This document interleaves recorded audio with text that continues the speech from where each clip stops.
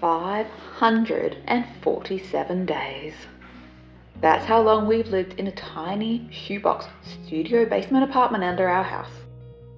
We set ourselves a goal of the minimum viable product that we wanted to achieve before going on holidays, and we have just arrived. This weekend we finished the construction-y type jobs around the house, with the kitchen tiling being siliconed in, final doors being hung and handles attached, installing window sills and hanging the toilet roll holder. What's the problem? What's it got there now? I don't know, sounds like a you problem though to me. I've got my own problems.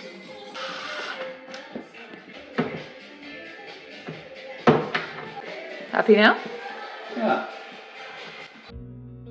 And doesn't it just make you wonder, what do DIY renovators really go through that you can't see in the after photos?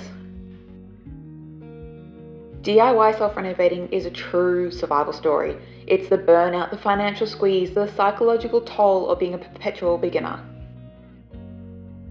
But the reality is that there's a weight to DIY that no one can really warn you about. The competence crisis is one. Most of the time in our 9-to-5 jobs, we are the experts, we know what we're doing. But every Saturday morning, we take up jobs that we have, at best, done once or twice before. It really is exhausting to always be a beginner, to spend hours researching the right product, then ordering the wrong color because I was operating with my last scare of frontal cortex when shopping online at 10 p.m. Are you crazy? It goes like that. Oh, are you going to come at the door like that? How weird's that? Oh. Yeah, I mean, okay, whatever you want. Sure. I mean, it functions.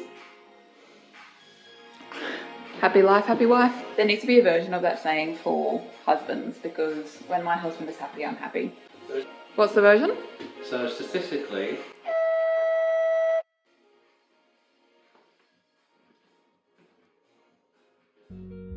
it's so easy to forget that every time we felt this way before, struggling, on the verge of tears, that we've overcome it. It's not that we aren't learning, it's that we keep leveling up, which means we are growing and stretching with each next activity. Plus, there's that mental fatigue of, if I mess this up, I'm going to be looking at it for the rest of my life. No biggie. I have to say that I was skeptical about grout sealing the first time that I did it, but now that we've had it for nearly 2 years, at least downstairs, I think this is the best $15 we've spent to not have to clean or scrub grout. It has been perfect. Hard recommend.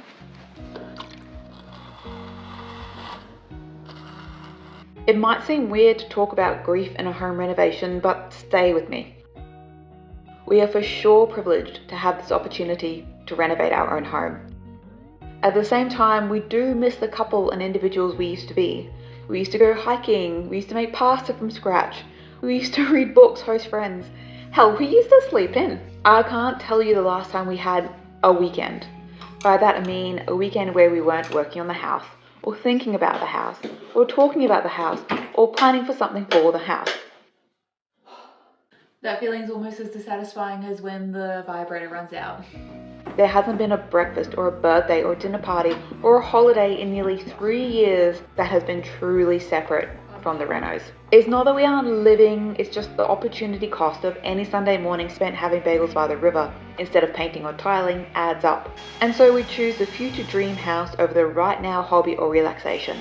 We will be back and we can't wait, and it is so close that we can taste it. I have to be honest, I'm feeling a little bit of a traumatic memory being in this bathroom.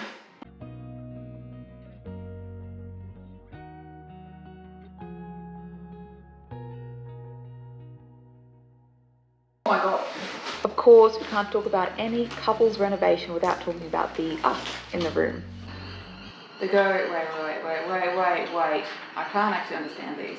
So many of these DIY renovation channels are couples muddling their way through, but when you're both working full time, then spending every spare second solving problems, trading off wants versus needs, the line between soulmate and most hated colleague can get dangerously thin. Despite what we show on the outside or to the internet, it takes real intention to keep the relationship afloat outside of the housework. Danny hates the cold, and today and yesterday, probably the first 2 days, it really felt like we were coming into winter. And he says, oh, it's cold. And I said, no, it's fresh. Maybe it's fresh, it's not cold. Like, fresh is an in denial way of saying it's cold. You're funny, babe. It can be hard to not take out frustration on the ones who's closest, physically and emotionally. This renovation has taught us about how to discuss rather than argue, fight the problem rather than each other, and most importantly, that it's okay to say, I don't have capacity for that right now, and know the issue will get parked for later. What's that drill bit? So you mainly use it for centering holes, especially for door hinges, so that bit sits in the rebaited part of the thing. So as you screw it in, the actual thing comes out, so you get screw holes dead centre. Oh! Rather than being slightly off, and then it twists it as the screw pulls in. That's so cool. What's it called? I don't know. That's not a name. Don't know the official name for it, but it's for, yeah, doing door hinges and stuff. Is it the Uncircum-sisor? I think I'm funny. So, if you're in the thick of it, if you're currently crying in a hardware store aisle, or wondering if your relationship can survive another weekend of strategizing and prioritizing, I see you. The burnout is real, the grief is valid, the competence crisis is growth in disguise.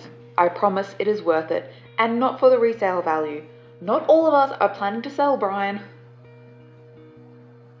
The hard work, the personal development, the tears will be overwhelmed with the relief, the satisfaction, and absolute over-bubbling of pride when you stand back and say, I fucking did that. So, if you're new, welcome. If you've been here before, thanks for being here so far. We still have heaps to go and can't wait to share it with you. None of us are just building houses, we are building ourselves. Good work. See you soon. Statistically. Statistically. Okay, I'm not doing it now. Oh no, tell me please. I always thought that I didn't like microfiber cloth because of like the touchiness on the skin, but it turns out I think we just had too cheap of microfiber cloths. This is beautiful, not sponsored. Mr. Seeger. I'll put a link to the Amazon product below. Very, very good. And no sensory overload.